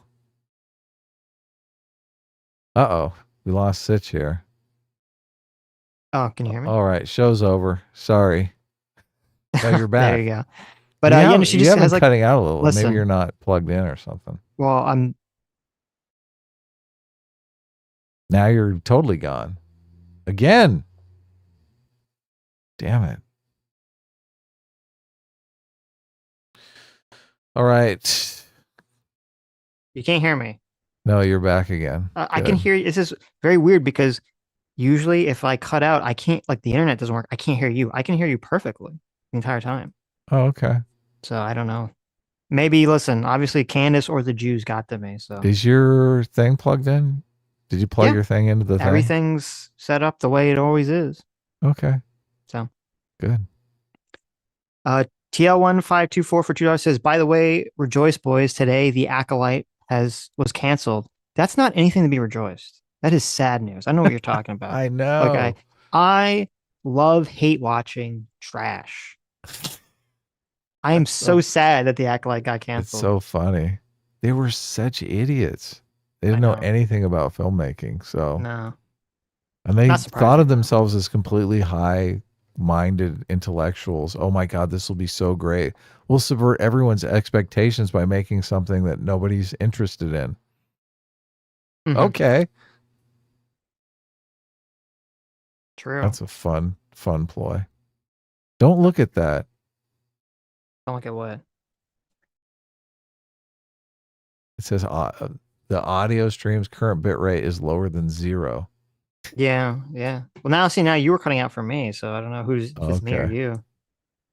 There's a disturbance in the force today. Exactly. Come on, we got a bunch of super chats we've got to get through. Okay, we'll go through them before we lose our connection. CS Paffy for $5 says AOC wasn't flirting with that guy. She was flirting with me. We all know she endorses CP24. There you go. Oh, wow. Won't eat it. Thank you so much for joining the Free Will Seekers. Death by Slaw for 29 months. Thank you so much. Look at 29 months. Oh my God. Says the Destiny PF Young talk was enlightening. Destiny won't say Antifa is as bad as the Proud Boys because the Proud Boys have hierarchy and Antifa doesn't. Really? The Antifa probably does have hierarchy, but yeah, I got to watch that conversation. I'll try to watch it today because that sounds very interesting. CS Paffy for $10. Thanks so much. Do you want to just read them? If I no. No, CS Paffy coming in for $10. $10 says, can we just settle on a nickname? We have Horrible Harris, 100 Proof Harris. I like that. Cackling Harris, that's a good one. Officer Harris or Kamakami Chameleon. Let's just pick one. I mean, Kamakami Chameleon is pretty good. I do like that. Actually, that and 100 Proof Harris are my favorites. So say between those two. J-Mac, thanks so much. A Circuit Father J-Mac for $20 says, my wife has only gotten more anti-abortion as time has gone on. I feel anecdotally that this happens more often than not, especially after experiencing pregnancy and having children. Maybe. Yeah, I just the exceptions drive me crazy. And look, we can jump down to J-Mac's other $20 super chat. Mm-hmm. We should just never talk about abortion on the show. It's like, obviously J-Mac is our biggest supporter, executive producer of the show. Mm-hmm. Totally disagree on the abortion question. So that's how you know J-Mac is the base enlightened centrist. Yeah, totally. So we read his last super chat. I don't want to. It says, disagree, Adam, especially if the anti-abortion position is that the fetus is an individual deserving of rights. It might not be politically advantageous, but it's a principled one because it hinges on a principle. Yeah, and I do get that. I do get that there's for a lot of people, there's this, they want to be logically consistent. They want to say, look, all life is precious, and therefore the rape baby has to be precious. Right. The thing that drives me crazy, and I feel such disgust at this that I cannot abide by this policy is that I think a society that rewards rapists with a reproductive payoff in that they actually have a child in the world, it just disgusts me beyond belief. Like, I don't see how that society can thrive. And maybe I'm wrong. Maybe it is really like a Jesus turn the other cheek. Like, we really have to, we have to indulge our enemies when they slap us in the face. But I mean, that to me is the ultimate slap in the face, right? To make a woman carry her rapist's baby, to have a relationship in the world with her rape baby. Like, it's so disgusting to me that I think society is better letting those people kill that rape baby and move on. Yeah. So that's my you have a perspective. very interesting, I never heard that argument before. It's interesting because you're kind of looking at it from your evolutionary perspective, which makes sense because that is the perspective that we often look at things. Because I don't know if it's a question of right or wrong. It's a question of what you as an individual, and you have these moral questions, where your view is focused on. Because obviously, if you're anti-abortion, your view is focused on, as J-Mac said, it's focused on the fetus deserving the right to life, like as an innocent agent. It doesn't matter how it got there, right? Oh, it is. It is innocent. Look, I totally agree with that. I think, look, obviously, yeah, there's an innocent future life being taken away. Yes. Right. And then, so that's kind of like the anti-abortion stance. And the pro-abortion or pro-choice stance is usually looking at it from the perspective of, the trauma of the woman. She should not have to emotionally, put up with the trauma of having to possibly continually think about or relive the traumatic experience of the rape by being pregnant and then having the baby. Right. That's sort of, the common thing that I hear. And then you had this third thing, which I never thought about before, which is interesting, which is, is society essentially rewarding the action of rape from a reproductive biological perspective by allowing this behavior to, propagate young, which is an interesting way to think about it. Well, she could also be in a relationship. It could destroy her relationship. Like, there's all kinds of outcomes, all kinds of fallout from this situation. So that is a good point too. I think the person needs to decide. Like, I would never, if a woman is raped and wants to turn, lemons into lemonade and thinks, oh my God, she can do that. She can be the Jesus type figure, the magnanimous figure, and learn to love the child of her rapist. Then that's fine. I think in that situation, I just think women are going to be resentful. They're going to hate the fucking kid. You're going to have a kid that grows up unloved, probably going to turn to fucking crime and gang activity or whatever, right? It's just, you're just creating a huge headache for society. It's hard for me. Go ahead. Yeah.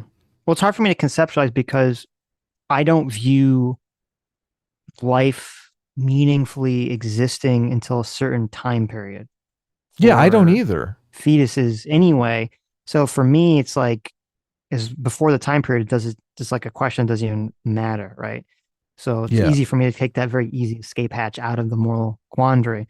But if I don't take the escape hatch, I acknowledge the difficulty of it, but then it's like, I don't know. I think it is too difficult, in my opinion, to ask a person, either a woman or a man or woman, to have to raise, or look. I mean, I guess you don't have to raise. I guess they gave it for adoption, but to just have to go through the sort of you still experience of like of being pregnant, and like every time the woman feels, looks at herself, feels a pregnancy for that period, just it's going to immediately bring back the emotion of the rape.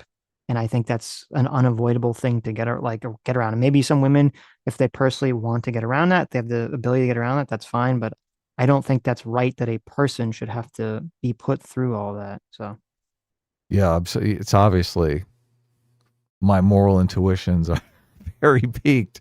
So I keep wanting to interrupt you, but even if she has a baby and puts it up for adoption, that baby is still out in the world. And a lot of times these babies grow up and they're like, I want to know who my real father is. I want to know who my real mother is. Right. I mean, this is like a horror movie, right? That would be a pretty rough movie. Yeah. This person is gonna seek out their real mother and father. And is that movie gonna end on is that gonna be a happy ending to that movie, No. Sitch? Is that gonna be Well, maybe. I mean, maybe they'll have a positive relationship with their mother years later. Who the fuck knows, right? Or it could be horrible, So yeah, it's they could look like the fucking rape. I don't know. There's a lot of ways this movie could end, So. Yeah, okay. I think obviously it's a level of cruelty to make this woman carry the baby. I agree. Yeah. I agree. To force her to carry the baby. So right. Yeah. Ugh. JMac for $20. Thanks so much. Says no, Adam. I love the discourse and I love you. Look at that. Mm-hmm. We love you too, JMac. Oh yeah, obviously. This is one of those really tough ones. You always try to do that. Everyone always tries to do the fuck, marry, kill, so it's like very difficult. The abortion probably is the most difficult political question because it's one that's purely a moral intuition question. Like the other questions are usually just some like level of fact, like, well, how do you fix the economy? Well, then people argue about the facts really more than they argue about like the moral situation. So right, yeah. No, I agree. Cameraman 502 for $5 says DeSantis would have the opposite problem. He got the policy wonkishness down, but no one would believe he has ever overindulged in alcohol. True. Christian Baller for $10. Thank you. Says at this point, I just want to vote Trump so we can hear Destiny's community bitch and moan when nothing happens. Can't stand the bad faith attack scenario, especially towards Adam and now actual justice warrior. Well, it's funny because we didn't really want to cover that debate. Mm-hmm. And this is why we don't want to cover that debate. It's like all these people come out and lie and fucking lie. They just lie about your positions. They completely bad faithfully twist everything that you say into the worst possible infraction, or it's not worth the effort, right? We don't have the audience reach to like clean up after that. At least, what actual justice or what Sean did, I can understand, right? He has a pretty sizable audience. He can go to his channel and do a video and make a video response and have pretty close to the same audience reach as Destiny, right? So he can fight those rumors. We're not playing on an equal playing field here, right? Right. Yeah, well, also, part of the other reason I didn't want to watch it was because I thought beyond like the amusement of Destiny, like literally losing his mind and getting super triggered in that conversation, which is always funny when someone gets super triggered in a debate. I didn't think the debate was even remotely that interesting at all. That's why I really don't want to cover it. So, well, we should talk about the most interesting thing in Sean's video about the Civil War question, because I have said before, like obviously people don't want a civil war, but they think, well, life without the Civil War would be unthinkable, right? We'd still have slavery. So something good came out of the Civil War. It is the most interesting thing that came up in that discussion. And but it came up in a very uninteresting way because it came up in this semantics argument. I know, like, who gives a fuck about the semantics of this? Debate question is so pointless. They're literally arguing definitions, which is just both of us hate. We want to argue the substance, but it is an interesting thought experiment, and the question is malformed because obviously we're always drifting further and closer to democracy and authoritarianism. This is why I always bring up the democracy index, right? You can social scientists have actually developed a way to quantify this, like how close are we to authoritarianism, how far away are we from authoritarianism, and we are drifting more towards, I think we're like at a 7 now, which is horrible, but Is the high number more authoritarian or less authoritarian?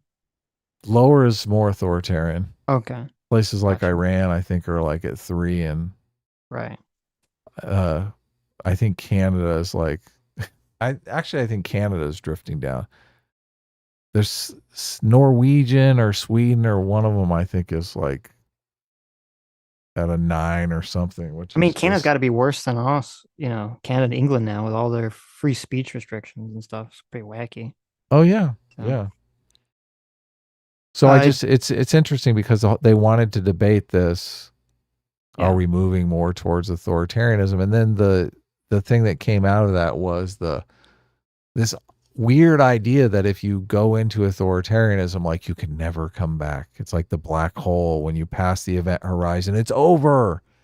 When, I mean, no, you can Well, get it's out not. of it. I mean, in that debate, it's not like you have two sides having this sort of intellectual hypothetical conversation. I No, mean, no. the conversation's in the context of trying to promote people to vote for one candidate or the other. So that's really the way the conversation is shaded. So you're not gonna be able to even address the kind of question that you're talking about, Adam. So I was honestly surprised that Sean did the debate, but me too. Generic Penguin for 22 months. Thanks so much. Says, I personally have subscribed for 22 months just to see bad faith attacks on Adam, bring on Destiny, and combine bad faith attacks and self delusion. Wow. Well, there you go. that's pretty funny. Goro Sarah for 20 months. Thanks so much. Says, I'm saving the Trump campaign. Cowardly Lion Harris. Let's all three of us march into Mar-a-Lago and win this race. There you go. So look, this has to be bullshit. I brought up the democracy index, and in 2023, Canada is at full democracy at 8.69. 10 is the top of the scale. They are drifting down, but the United States is at flawed democracy, 7.85. How the fuck is Canada beating America? I guess, I mean, we had January 6th, which was awful. So, Look, and the one that they talked about, Austria, they talk about, oh no, Germany. Germany right now is at a full democracy, 8.80, but obviously during Hitler's reign, it drifted down to like a 1 maybe, right? I would think so. I would hope so. If it's not, the scale doesn't mean anything. Right. I mean, this is why I'm always talking about the book Why Nations Fail, because Why Nations Fail kind of lays out the logic behind how nations do slip into authoritarianism. Right. Yeah. Stargate 44 for $5 says, Sitch, are you implying that Biden is Denethor and Bo was Boromir? I'm not just implying it. I'm saying it. That's 100% what's going on there. Yes. Well, okay. Maybe not, because in the books, at least, Faramir was way more based than Boromir was. Now, I know, like, in the movies, Boromir is played by Sean Bean, so he's got the Ned Stark love kind of hitting it, and he's got the more Chadley looks to him. But in the books, Faramir was way more based than Boromir was. Oh, wow. Majin for $5. Thank you so much. Says, hey, fellas, back from vacation. Question, what has the Proud Boys done other than fight Antifa? I don't know. They did something. I could have fucking swore they did something, right? I mean, they usually are just fighting Antifa. I could have swore they've done other things, but I don't. Like, I feel like the Proud Boys and Antifa, it feels like that was like so long ago. Yeah, I know. My brain Ancient has sort history. of forgotten of all the ancient lore, between Antifa and the Proud Boys. I didn't even know that either group was still like doing anything. So, but that was, I believe that's how Proud Boys kind of started, was just to kind of fight back against Antifa. So, anyways, So right. Anything else to say? No, this was amazing. Love talking to you about politics. It's so fascinating to get your perspective. Love talking to you. Thank you. Yeah. I love you too, Adam. It's so great. It's amazing. Yes. Such intelligent things to say. That's right. See, look at Adam being a piece of shit to me for no reason. What are you talking about? No, look, I'm being serious here. Look, Uncle Timmy, take notes. There you go. Stare Anyway. at me. I want you, Adam, to look at me the way AOC Looks at at a you. random questioner. Okay. I might have to watch this video a couple more times. Well, That's a that joke. That is a joke. Okay. Look, I'm playing into the stereotype here. Okay. Anyway, with that note, we'll see you all tomorrow, right? Yeah, of course. Okay. Lots of fun stuff happening this week, obviously. Yeah. Day 2 of the DNC, some clips I wanted to show that maybe we didn't get to today. So see you all tomorrow. Take care. Bye-bye.